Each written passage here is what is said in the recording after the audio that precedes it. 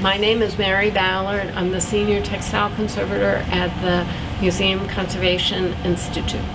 Textile conservation means different things for different kinds of objects and under different circumstances. I was lucky enough to be to have a grant to go to Singapore, and I realized that the conservation for Singapore, where it's tropical, is different from the materials and techniques you might use in New York City or Minneapolis or Washington, D.C.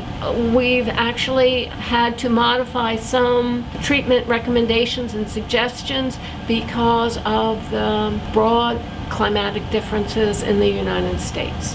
Textiles aren't meant to be durable. They're used and discarded typically, and so having antique textiles is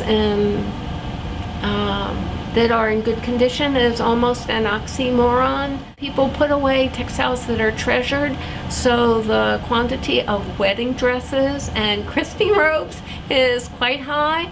The quantity of gym socks from the 17th century is that would be considered very rare. One of the current projects is the Black Fashion Museum, which was a donation of an entire collection to the soon-to-be opening National Museum of African American History and Culture. This is a sort of dressing robe that's worn at home.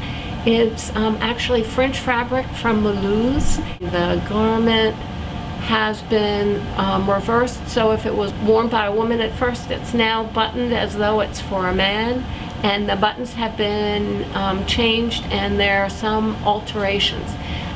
That's typical of the recycling and reuse that fabrics had in the 19th and even early 20th century, and certainly typical of this collection. The textiles that come to MCI have special problems and are unusual.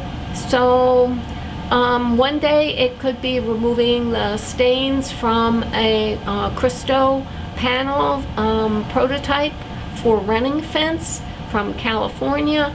Another day it could be removing paint that was accidentally put on something.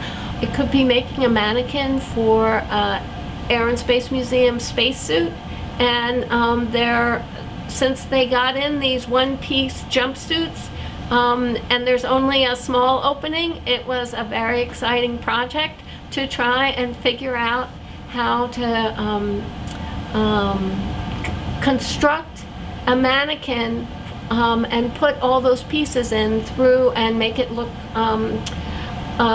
like Buzz Aldrin or one of the other astronauts. I always learn something new every day. It may not be what I wanted to learn, but sometimes it is.